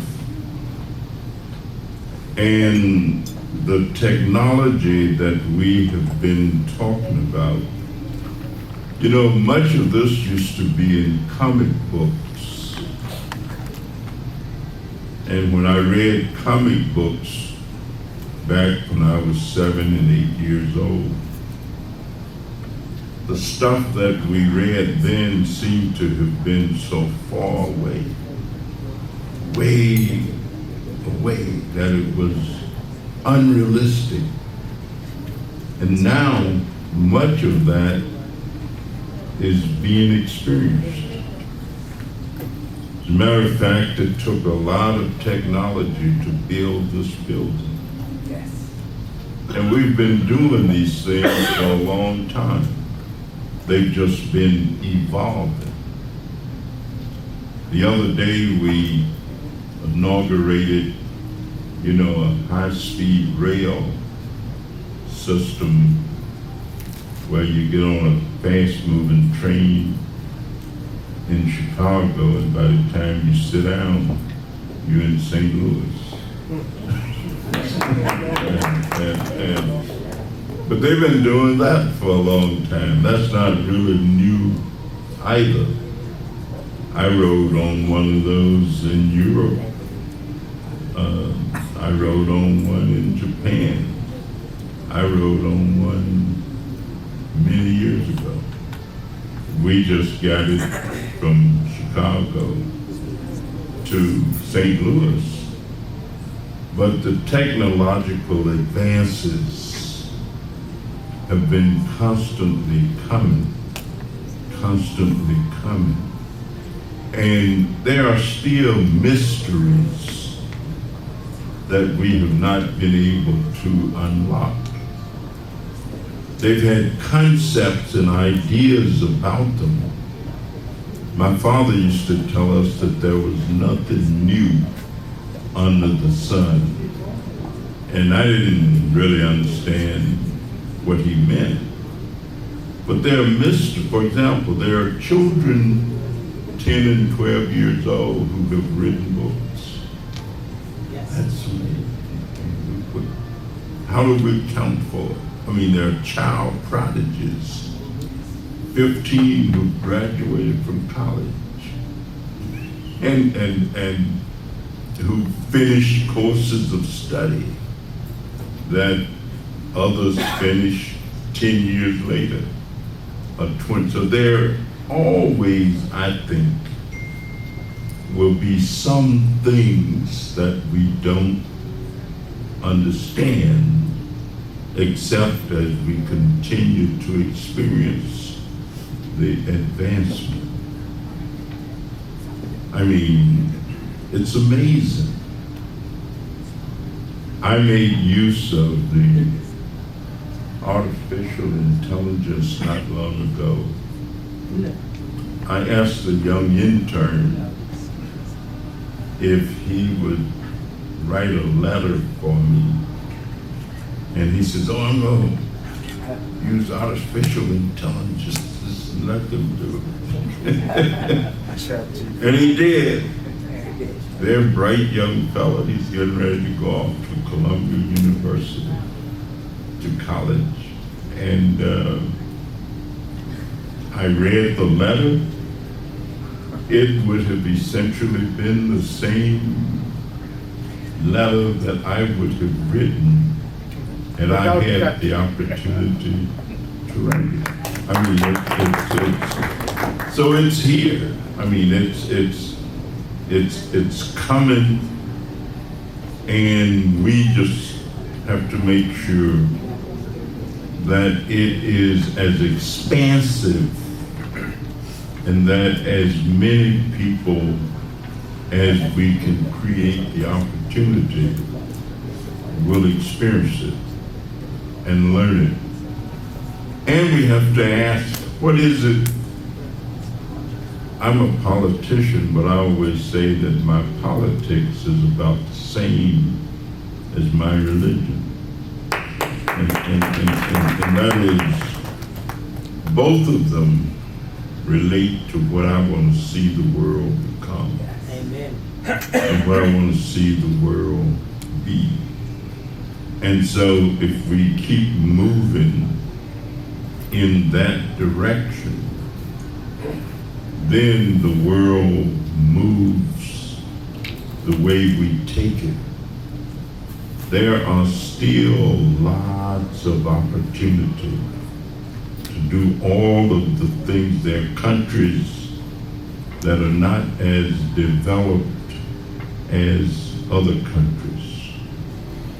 A lady came to my office today and she had a concept of how we can reduce homelessness by taking boxcars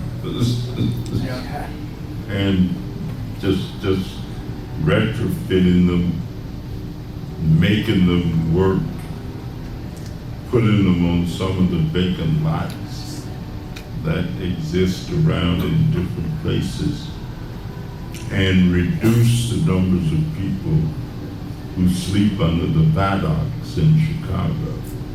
Well, I'd like to see us make that happen and remove those individuals from having to sleep in tents and under the viaduct during the wintertime. Well, there are other people who probably would say, well, don't worry about those people. We're going to always have them with us. But then I remember the poet who said, some people see things that are and ask why.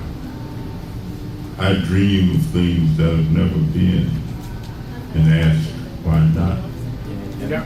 And I think that's where we are headed if we head in that direction. And so the fact that groups come together, I'm told that when Sigmund Freud and his friends sat around and had discussions like those Dr. BJ put together sometime, out of that came something called psychology. I'm told that when Carter G. Woodson and his friends sat down at the Y on Wabash in Chicago, out of that came something called Negro History Week. And then later on, Black History Month. And that all of these things have their origins and their beginnings someplace. And individuals come together and kind of make them happen. You know, the way they used to treat people with leprosy, they'd take them out in the desert and leave them alone. And then they discovered that they really didn't have to do that.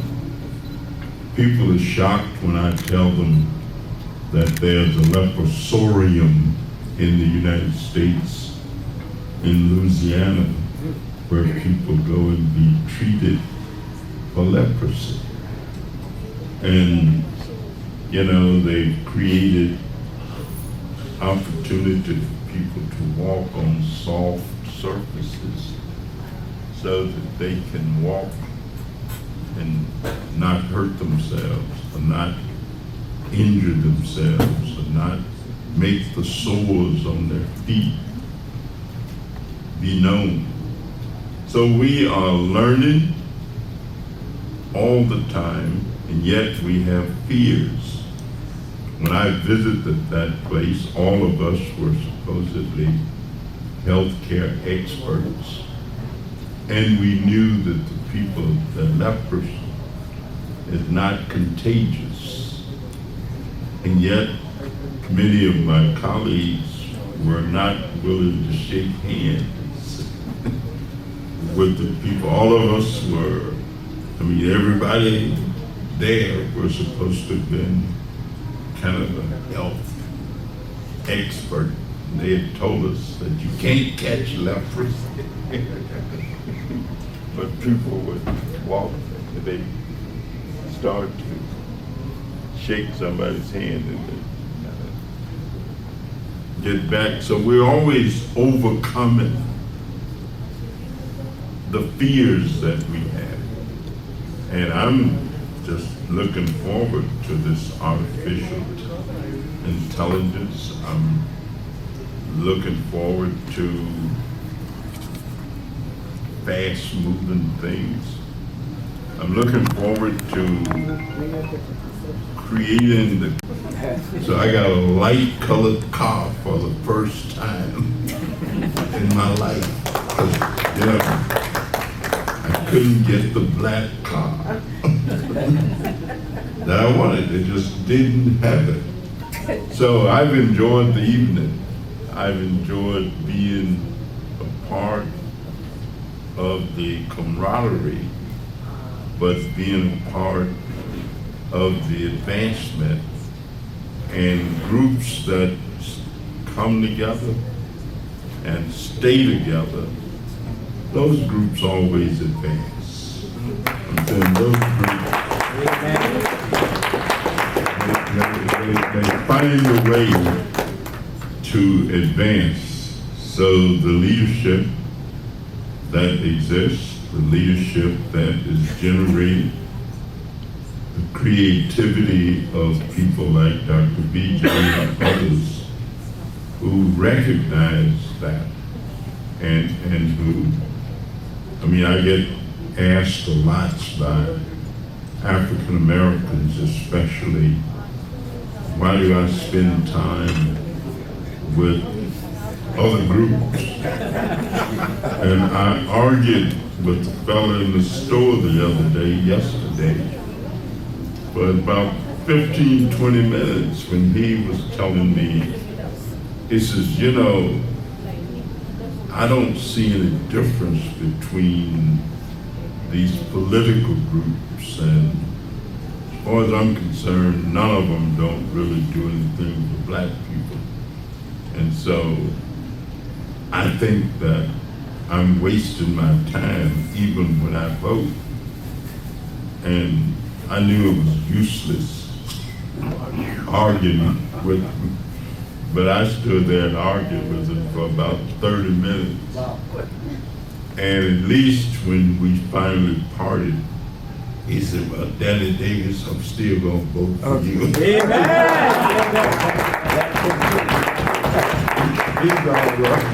It matters too much. But it's really been a great evening.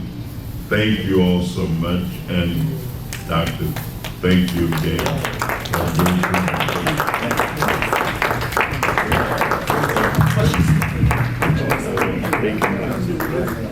I'm gonna take the microphone. Hello, can you please for one picture, please, together, both of you. All right. Mr. Davis. Well, Thank you, Honorable Congressman, for your inspiring speech.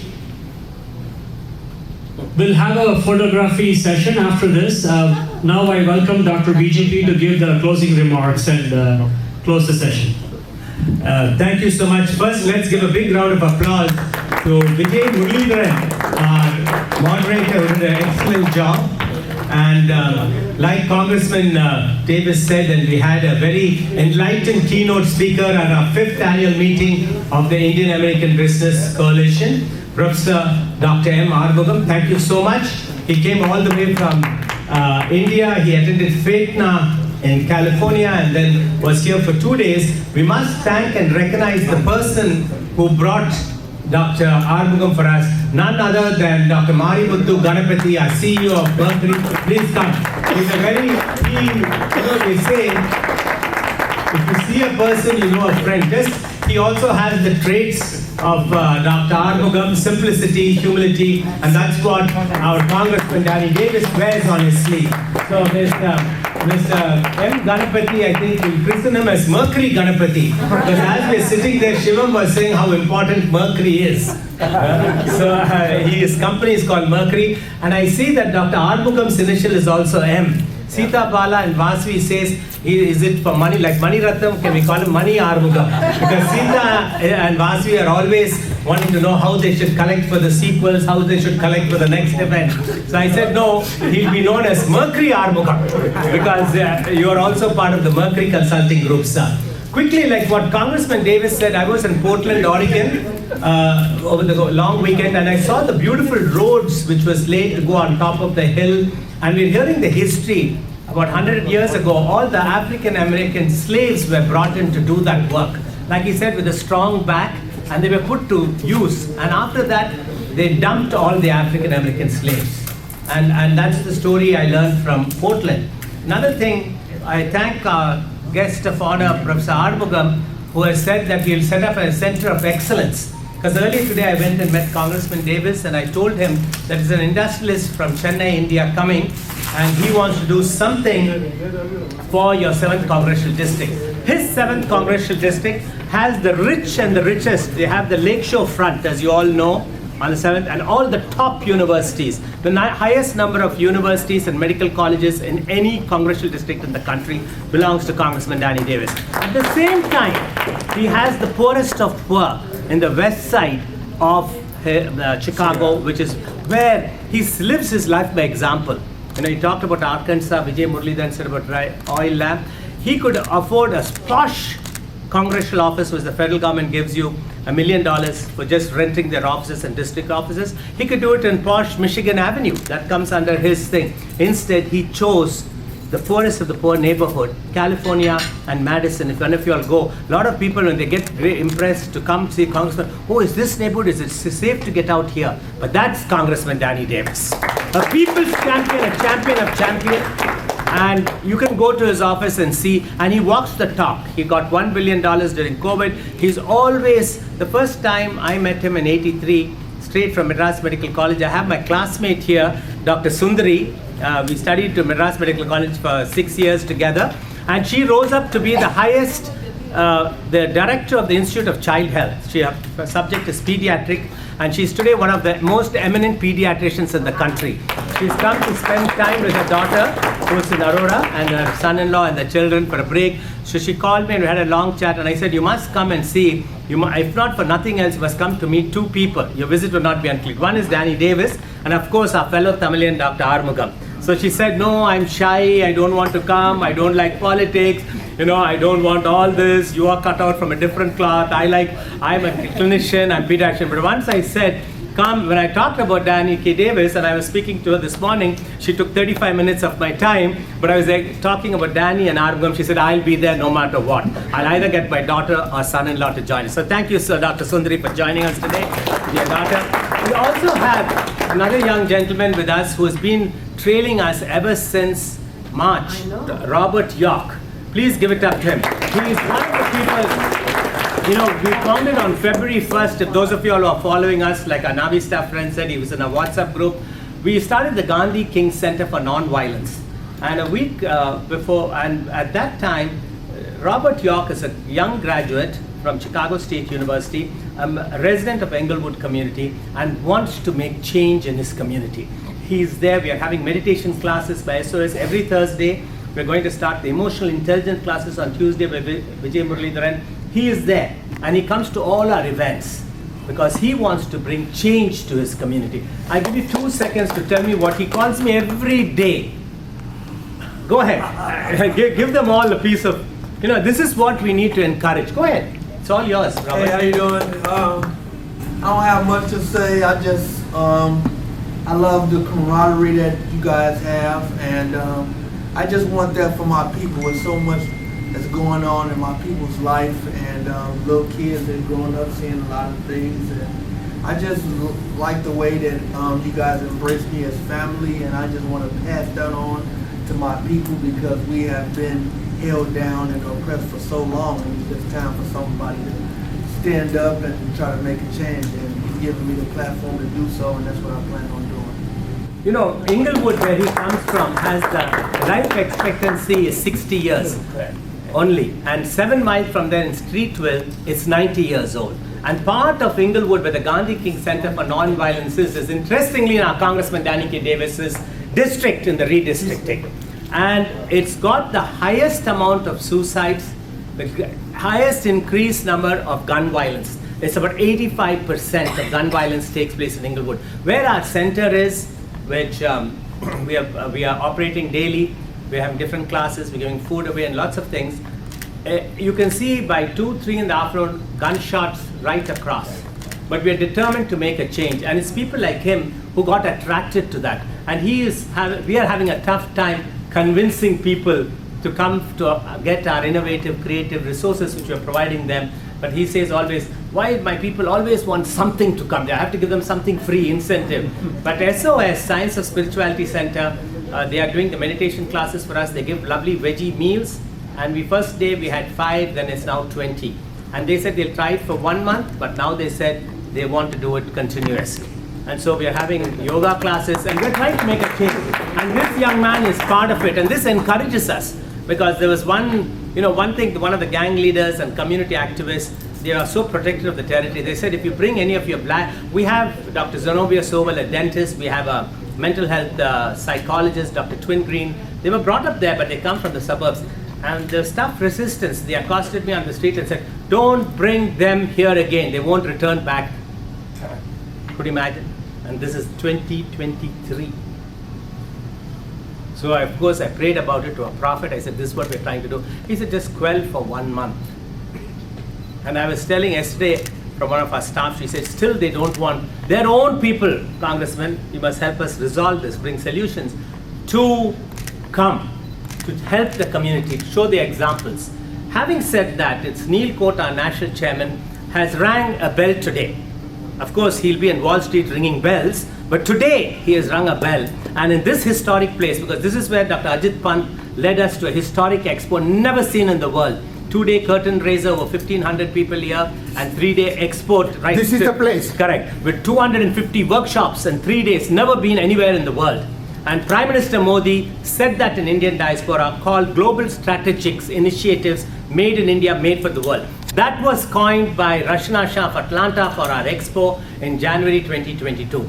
And tomorrow we are rolling out the Metro City sequels. Having said that, like our national chairman said and what Congressman Davis said, we need a center for excellence where rightly Congressman said why blacks can't get the jobs because they are used to using the blacks and we have to honing of their skills. And exactly what Dr. ARUMUGAM said about skilling, and that's what is needed. And so today, thank you all for coming. History is created again, and with leaders like Congressman Danny Davis and Professor ARUMUGAM, you're part of the family. We're going to now request the Congressman to present you the IABC colors. That means you are not only giving your expert, your brain, and everything, but you're giving your bank balance and your soul. So you have helped India. Now it's time to help us here in America. Yes? What do you all say? Yes? Yeah. So now I'll request, before that, one last thing, you're talking about artificial intelligence and automation. We were in DC for Prime Minister's visit, like Vasavi Chakka told us. On the Capitol Hill footsteps, just after coming down from Congressman Davis's Rayban building, I met this guy. He was seeing us with all our cameras. His name was Dr. Babak Khatak. He is the founder of the Brain Mapping Society of America. He said, what you're doing, we became friends. He said, I'm trying to lobby Congress to get regulation in artificial intelligence. And we stopped. And he said, if that regulation is not there, the whole thing will be a map. Our children, ChatGPT-4. Now they're doing GPT-4. They're doing all their essays, all the homework, kicking out. And also they are having a journal. The scientific journals are written by ChatGPT-4. So now there's no software to detect who wrote that software. So he's fighting with a group. He's a neurosurgeon. And he's fighting with a group in Capitol Hill. I put him in touch, Sundari, with with Dr. Selvakumar. And they are doing a neuroscience G2 Summit 20 with Prime Minister on September 8th. I've included him in that group and made them go together. He brought so much synergy into what you're saying. Now, we would like to showcase, along when we're going to metro cities, with our Professor Mercury Ganapathi's permission, that we have you come and showcase us. If wherever you cannot join, you should be, our Executive Director of Sequels is here, Shivam Viswanathan. He can join in presence, or you can have him video, Zoom in there to talk about it, And we'll have Broadline Technologies, was one of our partners. Because we're all in this together. Yeah. And Robert York, I told another congressman that you will be with us on all our roadshows across the country. Yes? Thank you, yes. Yeah, good. Having said that, I'll request our congressman to please admit, and of course we need every one of your support. Please make sure the sign-in sheets are here. We thank that we have Sudhir Agarwal and Archana Agarwal, our AMEC commissioners who are here from Chicago downtown. They stay on Michigan Avenue. Congressman, they are new constituency of yours from Memphis, and he's a financial advisor. So Dr. Ajit Pant, our chairman and leader, is always worried about finances. Rest assured, we have Naveen Karna, new leadership team, and the finance people make everything come. We'll request Congressman Davis to please come up to present this Indian American Business Coalition USA, presents the IABC US colors to Professor Dr. M. ARUMUGAM, Chairman, Broadline Technologies, Chennai, in recognition of his distinguished career and for pioneering the paradigm shift with Industry 4.0 globally. We'll request the Congressman to present it. Now, having said that, one or two more things about Professor Dr. ARUMUGAM. He's very simple, very humble, man of action. Like Prime Minister Modi talked about Tamil being the oldest language, he also talked about the Houston Tamil Studies Chairs, which I am the global ambassador for. But this gentleman right here donated $1 million to the Tamil Studies Chair in Harvard University. And he's part of the Harvard Fund. He is also donating a similar amount to the Tamil Studies Chair in Canada. So our request on behalf of Congressman Davis and all of us to do a Tamil Studies Chair in University of Chicago. At least initiate and we will support it. I think there is a correction. I have given 1.5 crores each of this. 1.5 crores. Okay, I'm sorry. But Neil Court, our chairman, reminds us crores and millions are synonymous as well. I request Congressman Davis to be the honors. I was at church at the University of Chicago. Neil, come and say.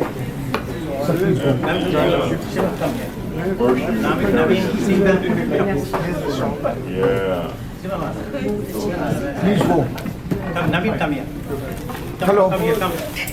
You come and center, so you cannot take you. Let me tell you, all the inspiration and energy I get from Congressman Davis. If you think I'm very hyper and energetic, he's 100 times that.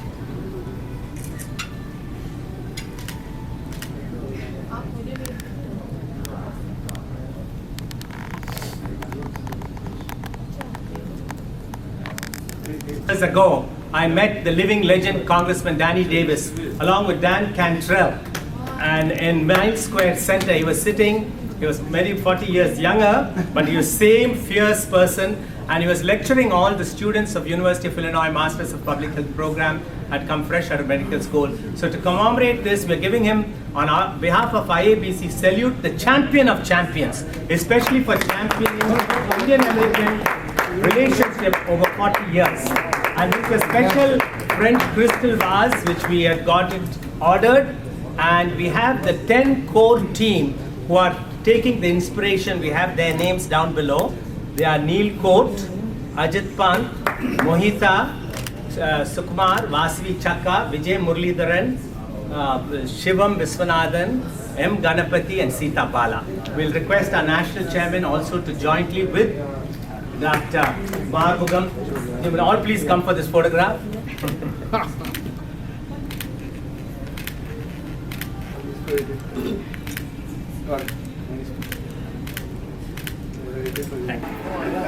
Industry 4.0. Industry 4.0. Industry 4.0. Industry 4.0. Industry 4.0.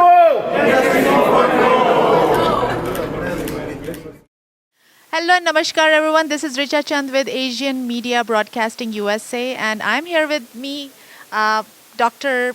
ARUMUGAM from all the way from India, and he is traveling to New York right now on a special project and initiative.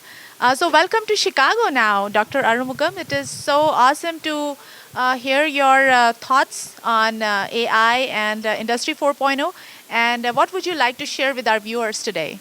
Well, I think Industry 4.0 is the latest technology which is sweeping across the world, because now every industry and every application relates to industry is moving towards 4.0. Given the situation, I think Industry 4.0 is going to be mandated for all the industries. So we have built Industry 4.0 lab, which is, we call it a Center of Excellence in India. And we were able to build a lot of applications for industry, especially involved in artificial intelligence and cobotics and a host of applications. And these are being implemented in various industries in India. I think US is technologically very advanced country. They also have a lot of applications around Industry 4.0. I think it's a big area to explore, and I have come here to explore the opportunity of mixing quantum computing with Industry 4.0, and I think I'm successful. We might start this as another venture, and we will try to mix quantum computing and Industry 4.0 to make it more advanced and state-of-the-art. So, well, it is quite interesting that you have established this Center of Excellence in Chennai, India. And it is one of the initiatives taken up by yourself under the flagship of Siemens. So, what is Siemens, what is the mission, or what are they planning to do next with because it's like, it is a private company, but That's now right. they are trying to do something which is beyond Correct. Any private motives, right? That's, I think Siemens is acquiring a lot of technology across the world, and they are also on a continuous development. I think, as I understand, they are having as many as 44,500 patents, which are essentially recognizable in the technology. So they have the full stack of Industry 4.0. I think they are moving from Industry 4.0 to Industry 5.0, which is going to be sustainability. That is the next area which they are going to improve and apply in the technology field. So what has been the reception for Industry 4.0 so far, like after its establishment in Chennai, Center of Excellence?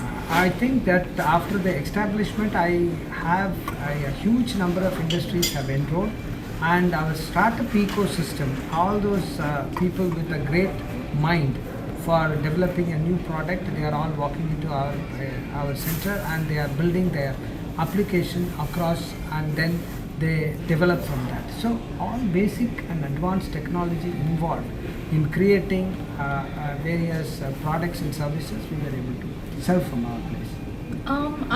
I wonder how this Industry 4.0 that has been brought and presented to the world, so then we can make our world better, or technology even better than what it is today. And different companies and industries utilizing latest tools and techniques. How can one get in touch with what you are doing, and try to use that in their particular company, like for example, like if Navistar or Abbott or any other US-based company, they want to imbibe the same principles, or they want to utilize the same tool. How do they proceed? Well, I think we have a company at Chicago called Mercury Consulting Corporation, and we have been working along with them. and this company we have got our interest as well. So we from the Mercury we will be able to give the services locally as well. So these companies which are already would have commenced their journey in Industry 4.0, they may be in the process of advancing it. We will be able to cater to their needs. Absolutely. I think you would really help them even grow better and be better and cater better to the to the users. So so what is the next plan here for Chicago? What is your what is the rollout for Industry 4.0? I think I have found out there is a huge opportunity for the young children, mainly the youth, to those who have got the skilling gap. We will be able to give them the skills in Industry 4.0 so that they will be more employable skill. That's what today we have talked before the Congressman, Jani, and we were trying to explain this aspect so necessary, because this skilling gap, once we fill it, these people become more employable. So as you know, if they train and place them in the right job, and they can create a lot of difference in their living conditions. So that is something that I could see the low-hanging fruit. Yes. We have to definitely make it possible. So for our viewers who are watching us right now, what is, in simplistic terms, what can they understand with Industry 4.0? What is it? Industry 4.0 is the digitalization. See, actually, when we look at various levels of automation, this is from a simple automation point of view to digitalization is Industry 4.0. Digitalization, I mean, this is something that you are moving entire your automation with no human intervention. That's what it's all about. So it is so interesting to hear you talk, Dr. ARUMUGAM. It has been our pleasure. Just to tell our viewers, like a quick intro, Dr. ARUMUGAM is a PhD in computer science. Yeah, I have done a PhD in computer science. I have done a PhD in supply chain management. I'm essentially an electrical engineer. I've done a master's in electrical engineering. That's my education. And the amalgamation of all these different paths or areas of knowledge has brought up Industry 4.0 for us. So thank you, Dr. ARUMUGAM, for talking to us, and thank you to Indian American Business Council for facilitating this interview. This is Richa with Asian Media Broadcasting USA, and we would be relaying more information on Industry 4.0. Stay tuned. Thank you. Thank you.